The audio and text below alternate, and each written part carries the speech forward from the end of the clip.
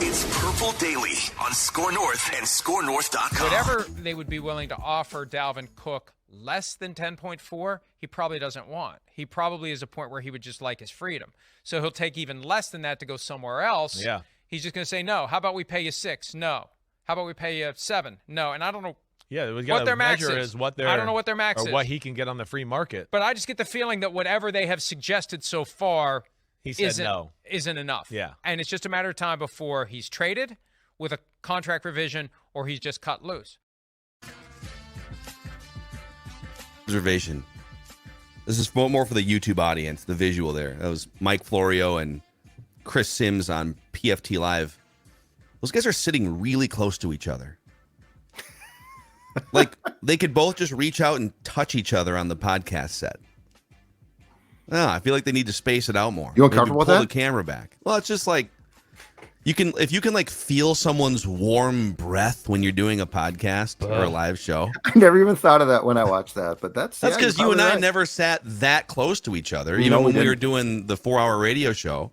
And it was a small studio, but we would space it out a little bit, be laid back. And I get those guys are on camera, but couldn't we pull the camera back? I just don't know if I want to feel someone's saliva spraying at me while they're talking about Dalvin Cook. That was like the press box at St. Cloud's Hockey Center at the Herb Brooks net. I mean, that is an elbow to elbow Windows 96 computer monitors next to you. Well, but if you're looking out the same direction, that's fine. At like a game, it's a little different. I feel you. I'd rather have space. But if you're looking at each other doing a podcast like that, it's kind of a lot of germs, a lot of sharing of germs there, cross mingling. Yeah, it's just I don't know. Anyways, that's a hot take, dare I say? It's a germaphobe take, maybe. Yeah, hot take. Purple Daily, you're home for a germophobic daily Vikings discussion where we just want the Vikings to win a Super Bowl before we die. Thank you guys for making this one of the most listened to, and it's hard to quantify the viewing of it compared to other podcasts, but we appreciate you guys making this one of the most consumed football podcasts in America over the past 15 to 18 months. We are very grateful for that. And no matter what you watch, TCL, our friends at TCL, have award-winning TVs. I can reach out and touch my TCL TV, but it doesn't spit on me when it's, talking football. For any budget, any space, all with stunning picture quality. And TCL makes more than just TVs. They offer mobile products, audio devices, home appliances. TCL brings you joy and simplicity through innovative technology. Learn more at TCL.com. Before we get to sort of part 2 of our Jaren Hall discussion, we had a big discussion yesterday during Judd's rookie minicamp observations, and a couple guys got signed. Saw a couple guys. So the Zadarius Smith thing got announced this morning officially, and they grabbed a couple undrafted rookie free agents that shined at that rookie minicamp and signed them. So we will get into like sort of a part 2 Jaren Hall discussion. But what do you think of it? So the latest on Dalvin Cook is that, and you kind of heard some of it there, but the Vikings are trying to do right by him, that they want to either trade him somewhere where he can have a role that he wants or release him so that he can go somewhere. To what extent do the Vikings have an obligation to do right by Dalvin Cook?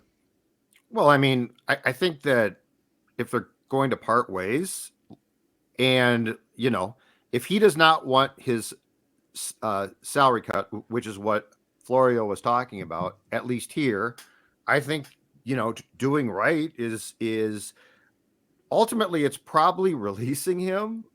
But I think the Vikings are trying to do right by themselves by trying to get like the reality, probably a 6th or 7th round pick. Mm-hmm. So I think more so to that term of do right. I think the Vikings are, and they should be just as interested in doing right by themselves to try and get something back.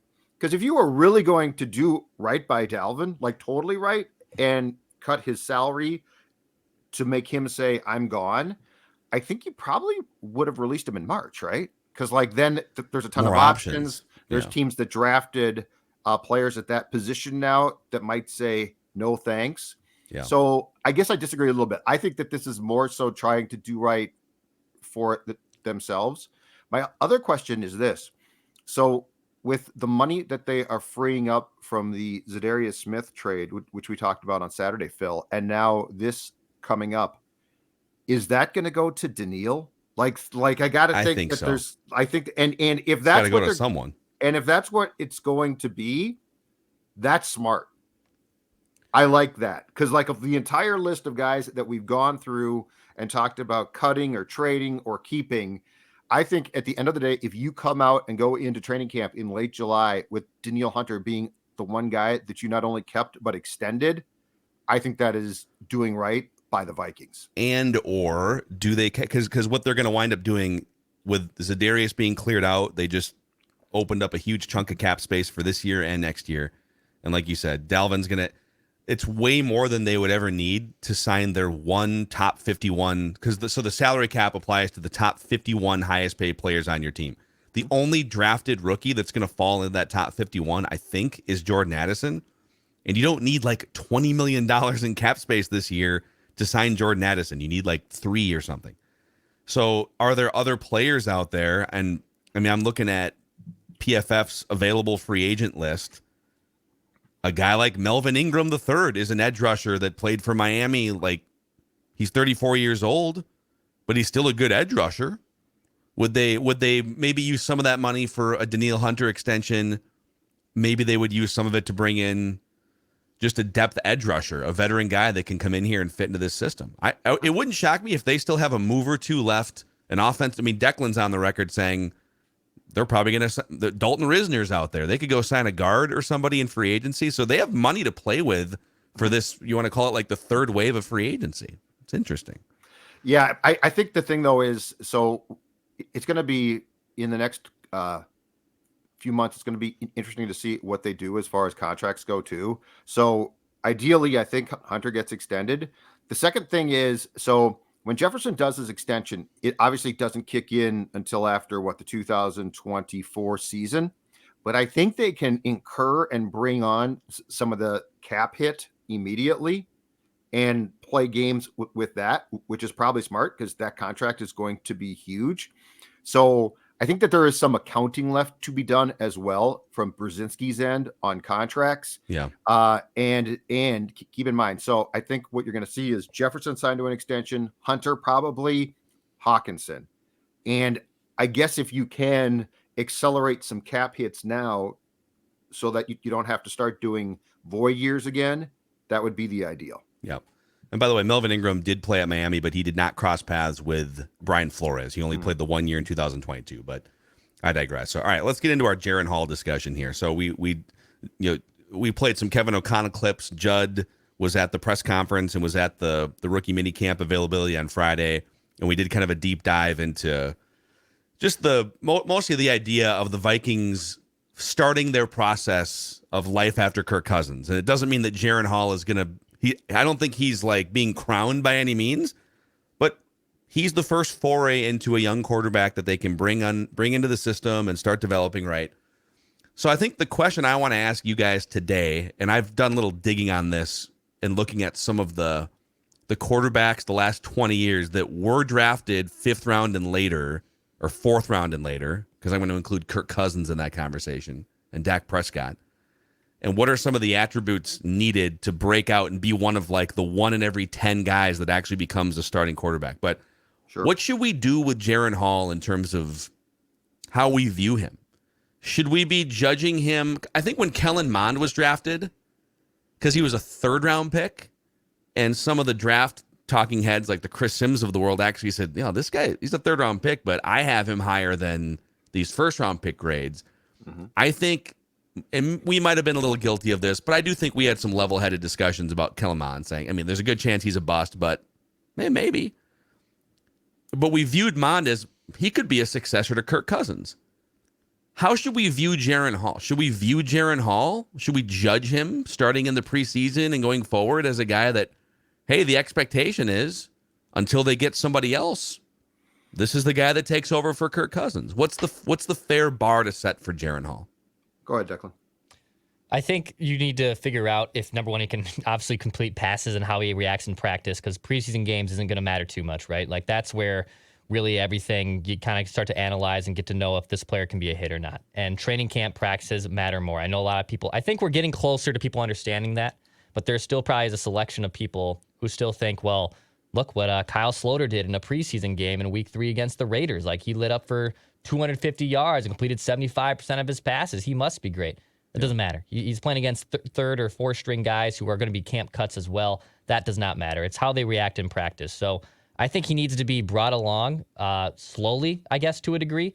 And if there's room where Kevin O'Connell, Wes Phillips, et cetera, can look at Hall and say, this guy actually is a better option than Nick Mullins, which, by the way, is a tough hill to climb, too. Nick Mullins has started games. Nick Mullins is a capable backup quarterback. So if he has to show them enough that it's worth having Jaren Hall as a backup to Kirk Cousins over someone who is safer and more reliable in Nick Mullins, I think that's his first step. Can he outperform Nick Mullins and take his roster spot? I would say that's probably a fair level expectation for Jaren Hall in 2023. I think this is a really intriguing discussion because I think it goes. I think Jaren Hall plays a role here, but I think he just plays a role. So I would say that the expectations from a starting point, from the fan base standpoint, from our standpoint, should be don't visit the sins of Kellen Mond and how he was not developed upon Jaren Hall.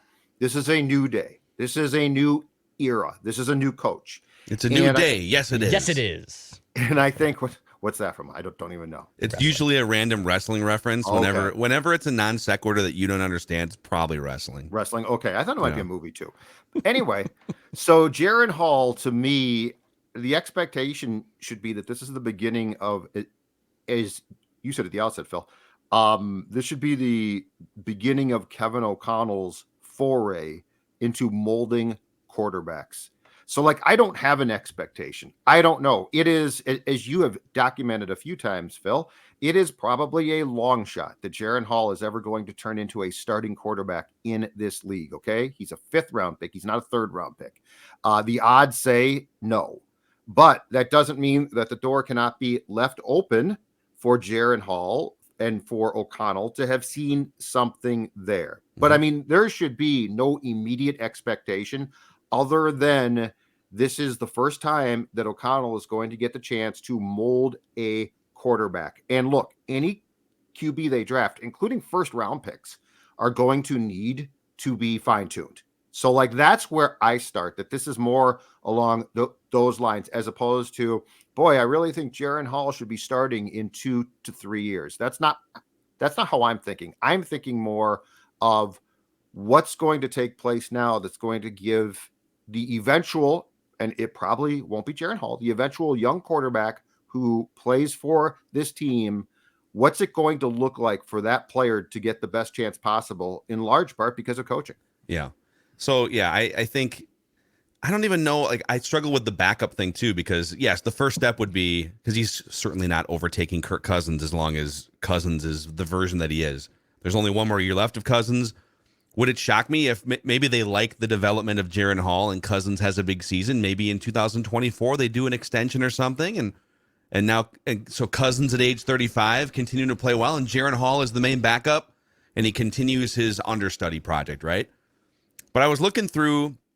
We've brought up this, I guess, these odds before, kind of in the lead up to the draft. But the reality is, if you're drafted in the 5th round as a quarterback, it's a graveyard of just clipboard holders that go to play in the USFL or go become position coaches. It's the John David Booties of the world, really. It's a lot more guys by far never step foot on an NFL playing field as a 5th round draft pick quarterback than become a multi-year starter who's close to a franchise quarterback.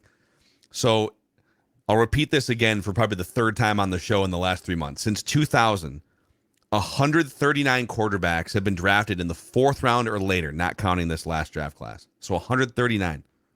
7 of them became multi-year above average starters. Those are the odds of Jaren Hall becoming the successor to Kirk Cousins.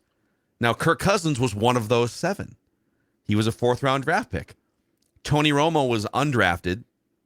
Dak Prescott was, I think, a 4th round pick. Tyrod Taylor, I'm counting. He had a nice little run there for like 4 years in Buffalo as a good, solid, average NFL quarterback. Matt Castle had a nice little run there in Kansas City.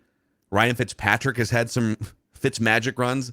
I think he classifies at times as, for sure, a solid, average quarterback in the NFL, even though he never played in a playoff game. And then David Garrard is the 7th one. He took over for Byron Leftwich and had 4 or 5 good, solid years on good Jaguars teams.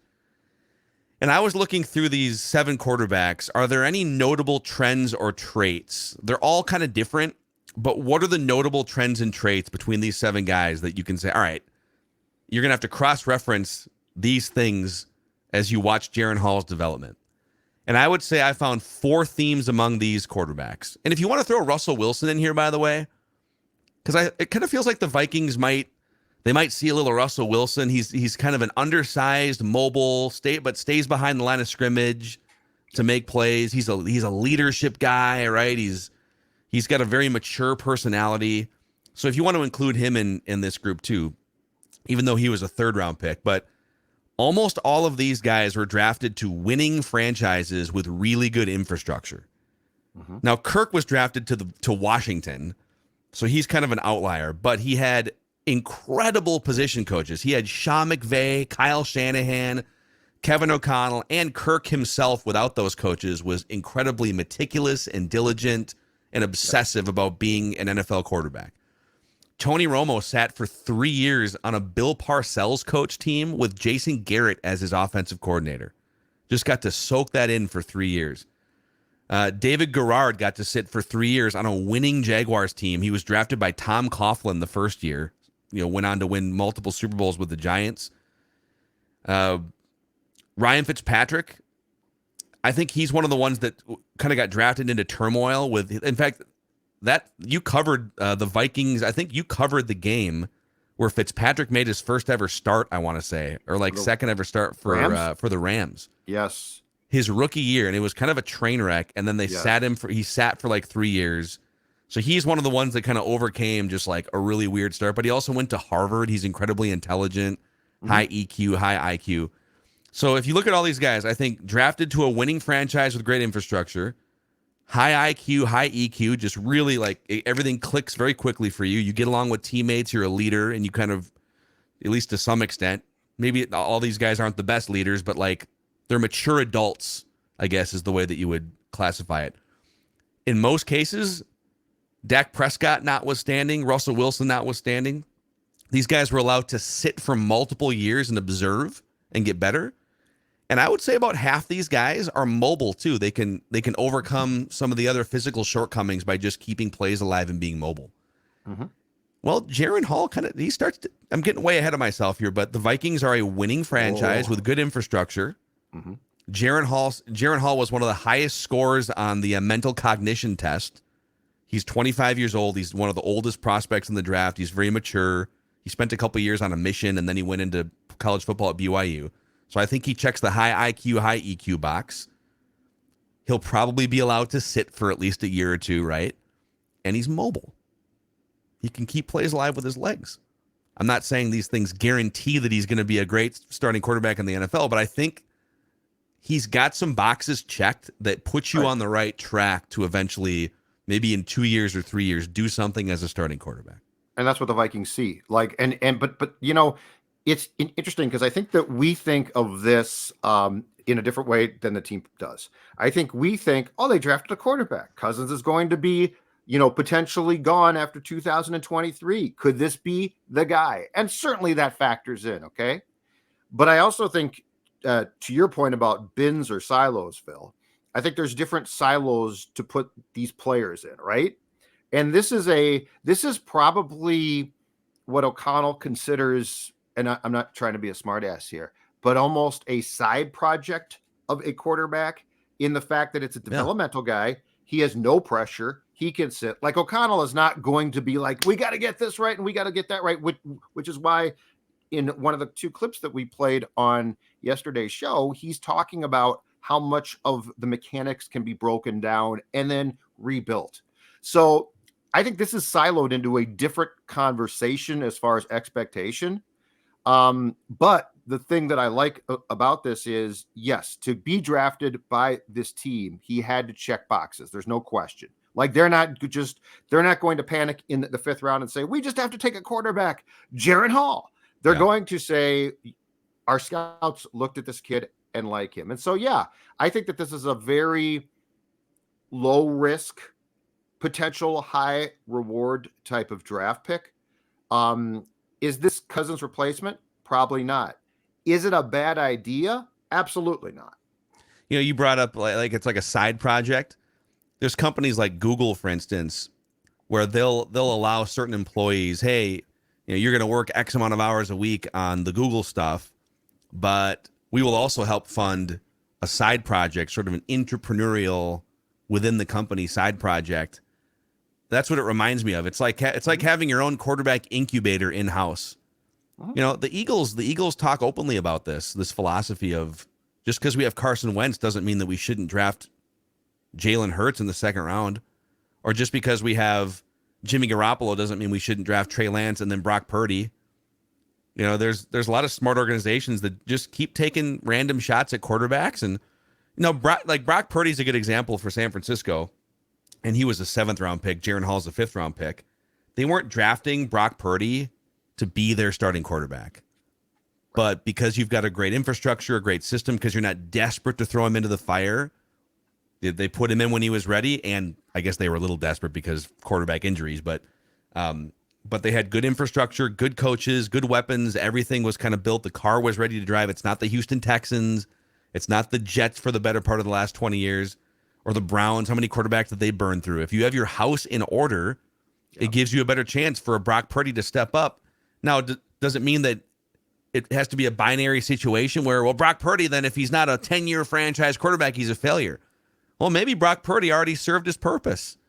He won 5 or 6 games for the 49ers, got them to the playoffs, and maybe he'll start for a while this year, but they're probably going to have their head up looking for their next quarterback.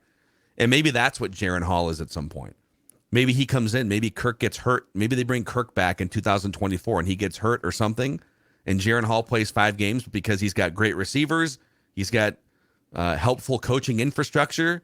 He helps you for a half season, but he's a Nick Mullins level backup. But you need guys like that, and the Vikings for so long have just been so scared to take chances.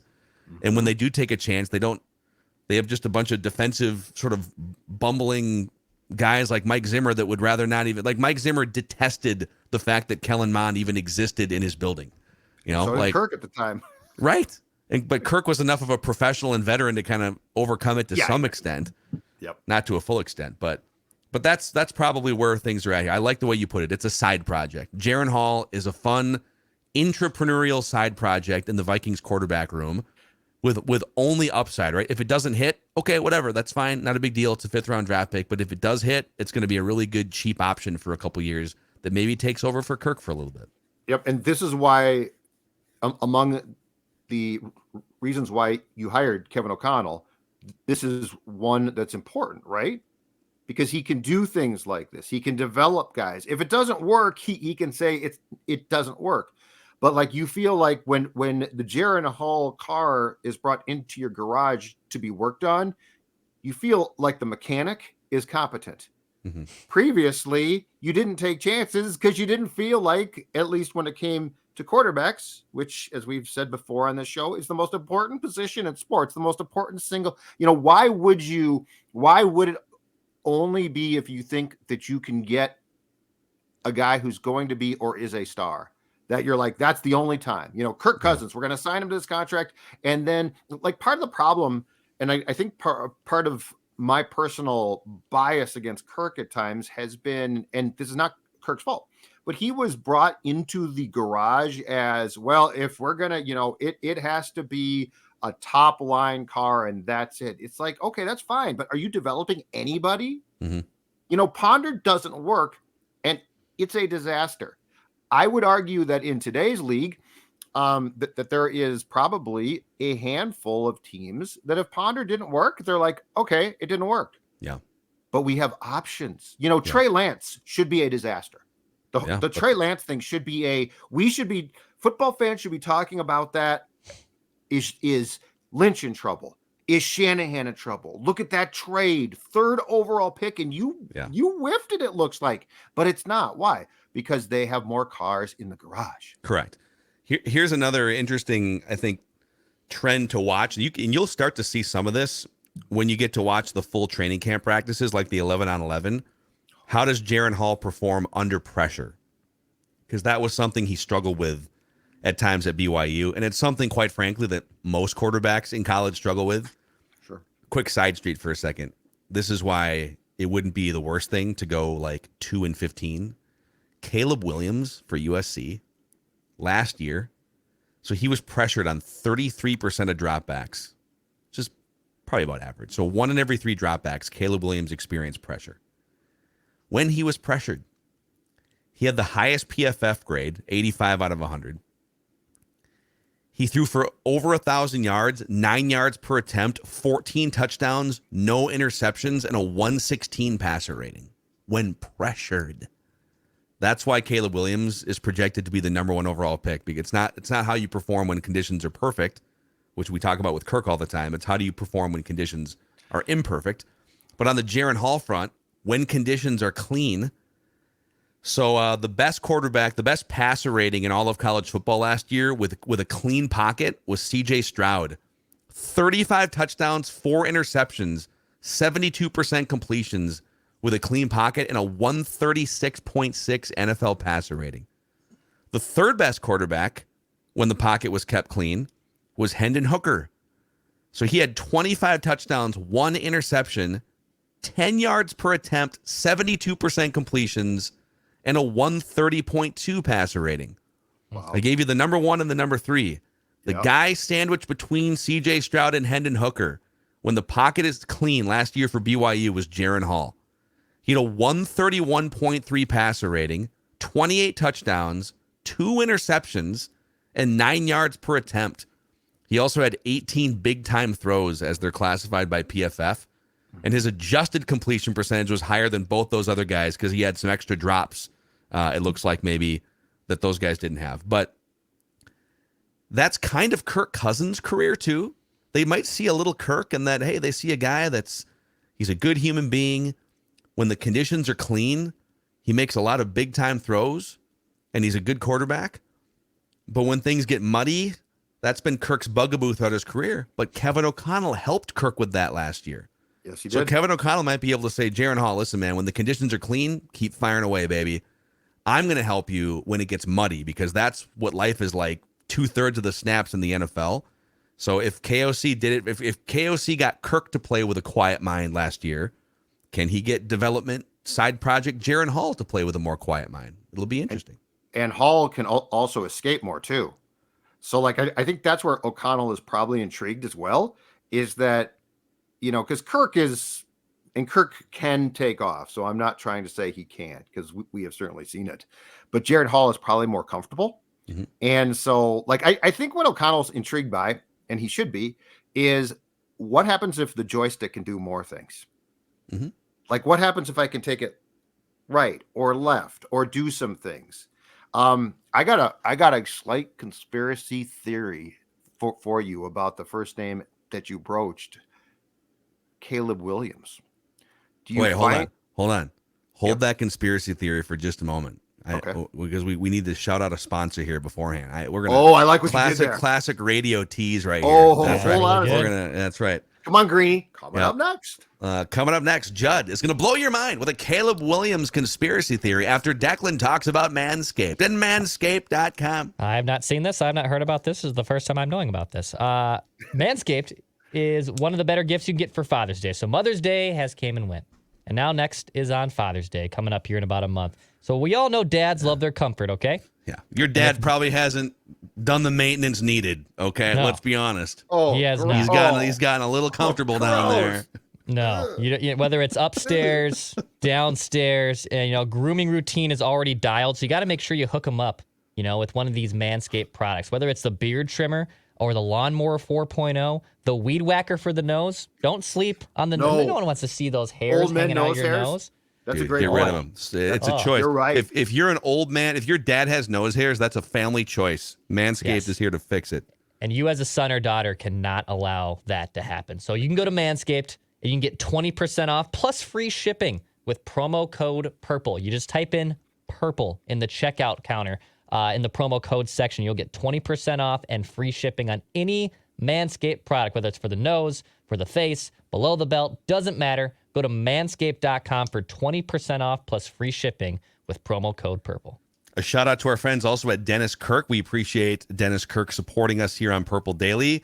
It is officially riding season. I mean, today it's like 82 degrees in the afternoon, not a cloud in sight. So make sure your motorcycle is ready to ride this summer with Dennis Kirk. Whatever you ride, you'll find what you need at DennisKirk.com so you can ride more and wait less.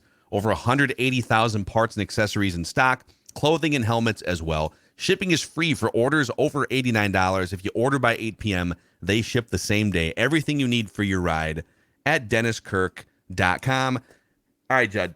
Caleb Williams, conspiracy theory. Okay. And conspiracy might be strong, but I'm connecting dots, all right? So I was watching some Jordan Addison film a couple of days ago. Wow. You know, route running and seeing... And again, because I'm impressed. I don't think he's super fast, but I think he is football fast, as we talked about We on need our Judd show. film breakdowns on this show yesterday. during the fall. Judd film breakdowns. Let's But make you it know happen. what occurred to me as I watched that film? Who knows the USC quarterback better than the guy who caught passes from him? Who would be more in tune with that guy? Who could bring you intimate knowledge from within your organization about a guy that you might try to, and I'm saying try to, and I'm connecting dots here, okay? But who could bring you more information than a kid who supposedly is mature, very professional? Because you know what? When we are talking about quarterbacks and potential high draft picks, there is probably nothing more important than the starting point being inside the noggin of said quarterback. Yeah. Addison would have intimate details to tell you about what this kid's football pedigree is. And it occurred to me, you played with him. So like he's going to know a lot. I just found it interesting if it is true that the Vikings tried to, or at least made calls in trying to trade him for Bryce Young, who went first overall. Yeah. That shows a willingness at some point in time to make a very bold move. And if you're going to make that move, you better make damn sure you're right, okay? I'm not saying that Addison was drafted for that purpose. I'm just saying, to go back to what Phil said, if you're checking boxes, Declan, like let's say you're checking boxes, that would be an interesting box to check. I like it. I mean, like it. It's not like that's why he was taken. Well, no, Just to but be very clear. But I think I'm actually more intrigued kind of by your Bryce Young point here, in that for anyone saying, guys, stop talking about Caleb Williams. Right. There's no way. Well, they tried to trade, I don't know like how far along they got, but they were definitely like having discussions about trading up for they didn't think trading up for Bryce Young was a dumb idea. They were having discussions. So if the first two teams in the draft, let's say, I don't know, we'd have to go through a list and see, but if the first two teams in the draft are not quarterback needy teams, maybe a quarterback goes down with an injury and your backup has to play, and all of a sudden like an unexpected team drafts first overall, right? Well, that team's going to trade the first pick because they don't need a quarterback unless this is where it gets dicey. Are there teams that would move off their quarterback for Caleb Williams? And I think Cardinals. a lot of the Cardinals probably would. Yes. Right. That's So the question. so we won't really know until that landscape takes shape. But the Vikings have shown us, hey, we're pretty much willing to get splashy if needed to find a quarterback that we really like. We didn't pull the trigger this time because we couldn't. They weren't going to give up the number 1 overall pick, but they were in there splashing around. Interesting. Okay. I would say the best case scenario, I think Phil laid this out too. Like, let's say Trevor Lawrence or Justin Herbert just suffers a ACL tear week 1. Okay. And then one of those quarterback needy teams goes, or one of those non-quarterback needy teams goes, 2-14, 2-15, and they're just terrible because they lost their franchise guy. Well, I'm pretty sure those two franchises are not going to be tempted to take Caleb Williams because they have Trevor Lawrence, they have Justin Herbert. And let's say the Vikings, who were obviously a little bit of an overachiever last year, also only win 6 or 7 games. Well, going up from number 11 to number 1 is a hell of a lot easier than what the Vikings are typically going, which is between pick 17 and 23, which adds another first-round pick, another whole layer of compensation that has to go there. That would probably be the path to be the conspiracy to go up and get him. I don't think they can jump up more than 12 spots. Like, the Vikings will have to be obviously disappointing too this season for them to be in play to, I think, to trade up to the number 1 pick. Yeah. Yeah, like the more you have to climb, the more aggressive it is. Plus, you're going to be in a bidding war, and so other teams you're going to be trying to bid against like 9 teams. Real quick, one more thing on this, just sort of college quarterbacks looking forward. So Bo Nix was the second best quarterback. He's the Oregon quarterback from Auburn and Oregon. He's the second best quarterback when pressured. Are you laughing because you don't like Bo Nix? I'm just like, 'cause he's like 28 years old and he's on like his third team in Oregon, isn't he? Like He's played super 4 old years as a starter, 3 at Auburn, 1 for in Oregon. Yeah. And now he's going to play. I was talking to Thor and Tyler about that yesterday. I'm just like, is this guy is he actually gonna get drafted? Is he gonna be like with this Walker by the time he's like in the NFL draft at this point? Like the guy's just been around forever.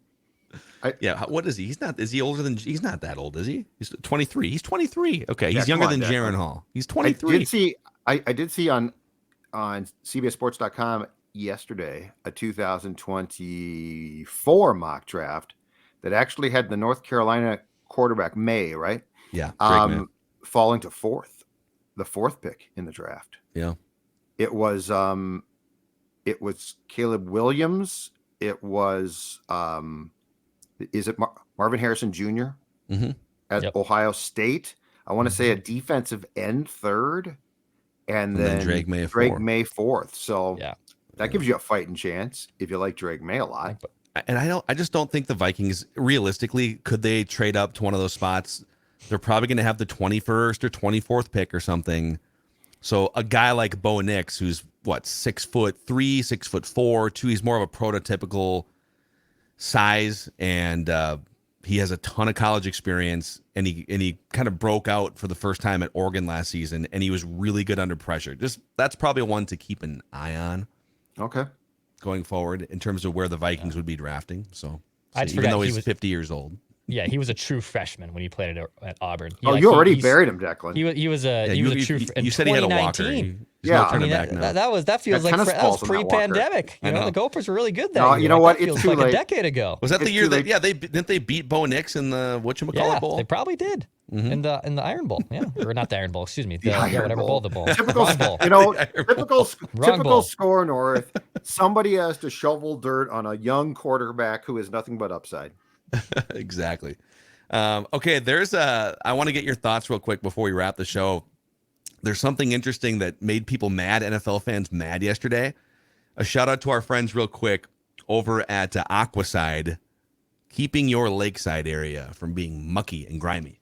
Yeah, there's nothing like stepping out on the dock and stepping out in the water finally, now that it's 80 degrees plus here in the Twin Cities and you're getting closer to cabin season, and then you have to step in that nasty lake weed or algae. And actually, your friends at Aquaside, they'll help you diagnose what the heck's in that lake or that pond, wherever you have, and they'll help you get rid of it, too, with their Aquaside pellets, which is a do-it-yourself product. And I know you're probably wondering, what are these things? As a non-DIYer myself, am I sure I can do this? Yes, you can. They'll walk you through how to use it. Go to aquaside.com. They're located in the Twin Cities and White Bear Lake, too, but go to aquaside.com to learn more. And Federated Insurance, we appreciate their partnership here. They've been helping us grow and build our business at Score North and Purple Daily, and they've been doing the same thing for business owners around the state of Minnesota and across the entire country since 1904. They're based in Owatonna. They work with clients in all 50 states, and you can find a list of industries Federated specializes in. If you're a young business owner, maybe you're a next generation business owner taking over a family business or taking something over from your parents, or maybe you're just a high-level decision maker, a next generation business leader inside your organization, Federated is here to help you. Federatedinsurance.com, where it's our business to protect yours. So for the first time, an NFL playoff game will air exclusively on a streaming platform this upcoming season. The NFL and NBC Universal have agreed to put one of this season's playoff games, it'll be the wild card weekend, the Saturday night game, will be on Peacock. You will not be able to find it on network television, cable television, only available on Peacock. And people are pissed. How do you guys feel about this? It's where it's going. I get the fact that probably the people around my age hate this and think it's stupid, but we're going, or I shouldn't say that. We've gone in that direction. Okay. So if you like sports, and Peacock and NBC as an entity are paying a huge price to, dare I say, piss you off to get you used to this. The switch to the Amazon Prime streaming game on Thursdays started this. If you're pissed, get past it and make a decision. How much do you want to watch it? Because they're not going to bring this back they're not going to say, hold on a second. We never knew the reaction would be so bad. Let's get it back on NBC. They're going to say, hold on a second. We got a huge paycheck. Let's do this more. Yeah. So I would caution, if you're ticked off, adapt, adjust. It might suck, but the reality is network TV as we know it is dying. It's dying. Streaming is going to be where it's at. And people like me need to get past streaming. Streaming is TV. Like, it's on your TV. So like, I think we think streaming, computer, got to watch on your computer. No, you don't. It's so funny because we're basically doing a TV show. Yes, exactly. So anyway, the point is, weird. For all of you sports dads and sports moms who think this is stupid, you got to get past it, because this is where it's going. And by the way, your kids are not going to object. I love Peacock personally. It is probably actually one of my. The only thing I don't like, the functionality inside of it stinks. Like trying to find certain episodes, or even like WWE, like trying to navigate to a SummerSlam 2004 because I'm a weirdo and I want to put on a random wrestling pay-per-view. It's hard to get to there, but it has my WWE. It has The Office, which like I'll pay any streaming service that has The Office essentially. And yeah, it's got live sports. It's got NBC. It's got that stuff too. So I actually like it. And for whatever reason, and I'm maybe Peacock executives are listening to this now and they're going to pull the plug on this. If you're like an Xfinity customer, you get Peacock for free. At least you were grandfathered in. I get it. I haven't been an Xfinity customer in over a year, and I still haven't been charged for Peacock, and I'm just going to continue assuming that I'm just going to get Peacock for free. So I'm basically getting it for free. It's been fine. I really enjoy it, so I have no problem with this. I also think, real quick, because Apple TV does these Friday night Major League Baseball games. Yep. Those are free. If you want to watch Ted Lasso on Apple TV, you got to pay whatever it is, $5-10 a month. But those baseball games, you're not being charged money to watch those baseball. You are now. So you weren't last year. Yeah. Also, last year was free. Yeah, you got to be an Apple TV subscriber, and I don't get that. To do it. And you know what? Pretty dumb. Okay, I'm wrong. I pay a ton for cable. We get a couple of the streaming things, but like you know what? When the Twins were on Apple TV in Cleveland 2 weeks ago on Friday, wait for it, I tuned in to Corey Provis and Dan Gladden. Shocking. And it was fine. It was absolutely fine. Like you made your own visuals. You do have to make this. Well, no, but I'm just saying you have to. Like, I can't bitch about sports trying to find different revenue streams. That are inevitable. So on this front, is this playoff game going to be available for free on Peacock, or are you only able to access this with? I mean, if you're a cable subscriber, it sounds like you get Peacock. I'm a cord cutter, so I pay for Peacock because. WWE Network and Saved by the Bell, the reboot from a couple years ago. I still have to watch. That's why they got my money. I don't know. I can't find anything about. I don't think it's free. No, I think it's going to be. You got to pay for it. Okay. Yep. Interesting. Well, so that's to me. That's kind of the line there. Where if it's free, I don't understand. Like the baseball bitching last year when it was free. Yeah. What's this Apple TV? Well, 85% of America has a smartphone. You download apps. Like I'm assuming that the 85% of America that has a smartphone understands how to get an app on your phone and open it.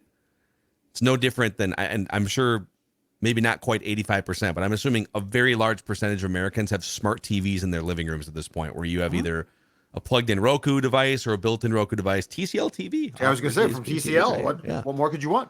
So in terms of like accessibility, I don't see how it's a problem. This is how everyone is using their phones, etc. But if you're asking me to pay for a Saturday night playoff game, the principle sounds a little, but again, like you're paying for so many things now. You're paying, if you're an out of state viewer, you're paying like $300 a year for the NFL Sunday ticket. So we're kind of desensitized to even the monthly payments on these platforms, but I don't know. I agree with Judd. This is where it's headed. So I'm not going to blow a gasket. I'll just pull up Peacock and watch the game. Maybe it'll be the Vikings playing on that Saturday night.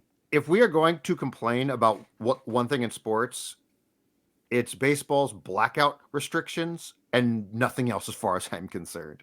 Yeah. Like, don't make it. Here's my thing.